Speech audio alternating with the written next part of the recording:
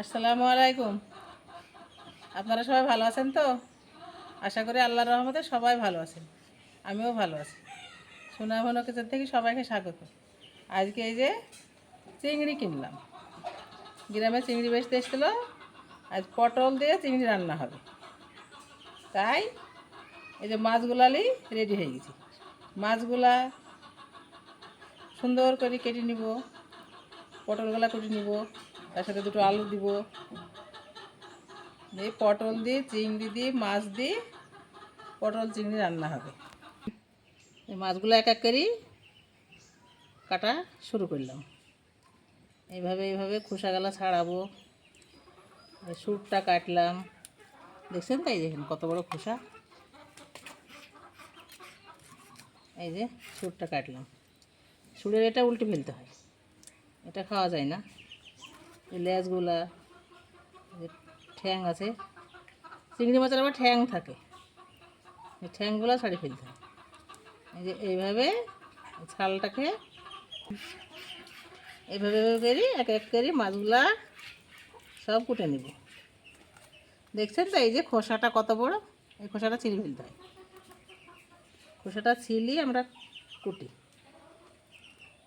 যে পটল চিংড়ি আলু দিয়ে পটল চিংড়ি তরকারি বানাবো, তাই রেডি করছি সব কিছু। এই যে এক এক করে কুটি নিচ্ছে সুন্দরভাবে।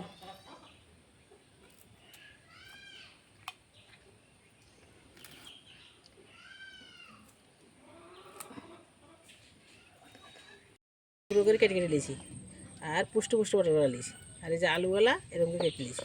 আর যে চিংড়ি মাছ, পটল দিয়ে চিংড়ি মাছ দিয়ে আলু দিয়ে পটল চিংড়ি বানাবো, তাই এখন কড়াইয়ে তেল দিচ্ছি। সরষের তেল কড়াই দিয়ে দিলাম, আলু কাটা দিলাম, একসঙ্গে ভাজবো আলু কাটা। সুন্দর করে লবণ হলুদ দিয়ে ভেজে দেবো। একটু লবণ দিব আর একটু হলুদ দেবো, দিয়ে পটলটা একটু কষিয়ে নেব। আলু পটলটা এইভাবে কষিয়ে নেব, সুন্দরভাবে নেড়ে নেড়ে ভেজে দেবো।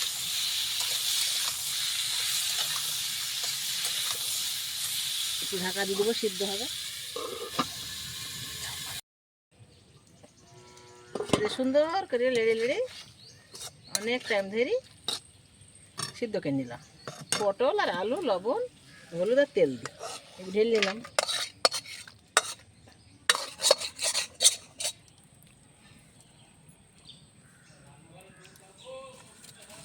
কড়াইয়ে সরিষার তেল দিলাম, চিংড়ি মাছ ভাজবো। পটল আলুগুলা ভেজে তুলে নিলাম, চিংড়ি মাছগুলা ভাজবো। তেলটা গরম হয়ে গেলে মাছগুলো দিয়ে দেবো। যে পরিমাণে আপনারা তেল খান সেই পরিমাণে দেবেন। আমাদের আবার প্রবলেম তো, একটু তেল কম করে খাই, তাও দিতে দিতে বেশি হয়ে যায়। পটল আলু ভাজলাম, দিলাম চিংড়িতে। চিংড়িটা লাল লাল করে ভেজে দেবো। আলু চিংড়ি পটল এক জায়গায় একটা চিংড়ি পটল বানাবো। আপনারা সবাই ভিডিওটা দেখতে থাকুন।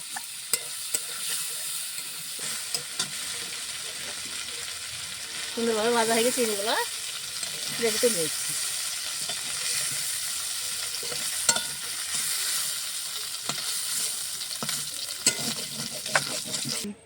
বিসমিল্লাহ, পেঁয়াজ দিলাম তেলে।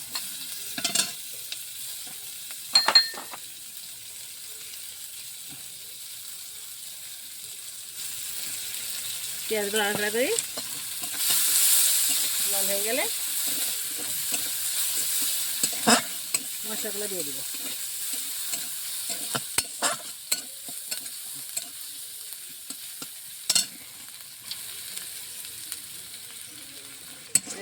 পেঁয়াজটা সুন্দরভাবে লাল হয়ে গেছে। এই যে এতে বাটা আছে, আদা বাটা, জিরি বাটা, রসুন, শুকনো মরিচ, হলুদ, লবণ সব এক জায়গায় করে দিয়ে দিলাম। এবার একটু পানি দিয়ে দেবো কাঁচা মশলাটা গ্যাস করার জন্যে।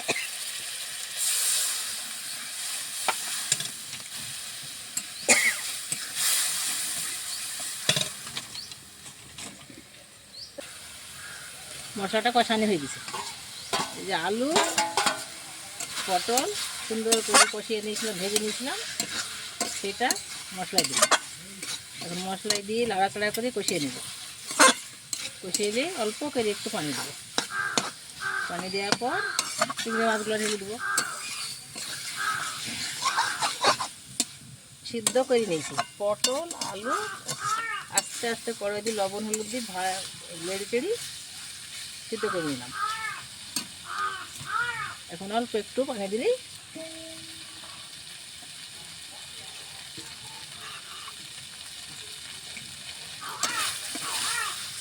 দিয়ে দিলাম পানিটা।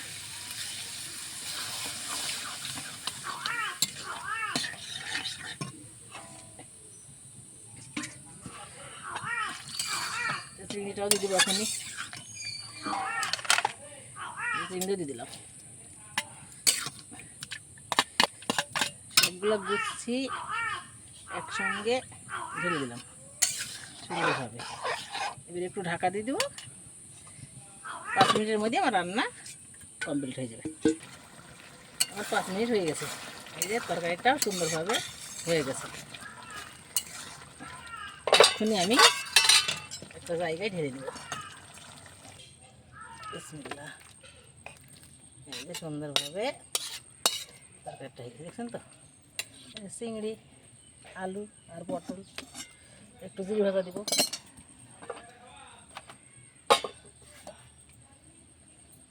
জিরে ভাজাটা দিলেই তরকারিটা খুব টেস্টি হয়ে যায়।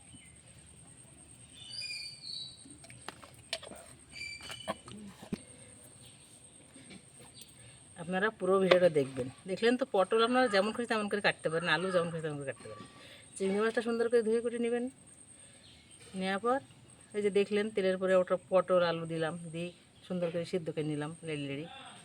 আর মশলা তেলে দিয়ে কষিয়ে নিয়ে এই যে পটল আলু কষিয়ে নিয়ে ঝোল দিলাম। দেওয়ার পর চিংড়ি মাছটা ঢেলে দিলাম। ঘরোয়া তরকারি আপনারা সবাই রান্না করবেন, আঙুল চেটে খেতে হবে, এত টেস্টি। অল্প খরচে, কম খরচে। মাছ মাংস তো অনেক দাম। আপনারা সবাই ভালো থাকবেন, সুস্থ থাকবেন, সুন্দর থাকবেন। আপনারা সবাই আমাকে সহযোগিতা করবেন। আমার ফেসবুকে পেজ খোলা আছে, আপনারা ফলো করবেন। আল্লাহ হাফেজ।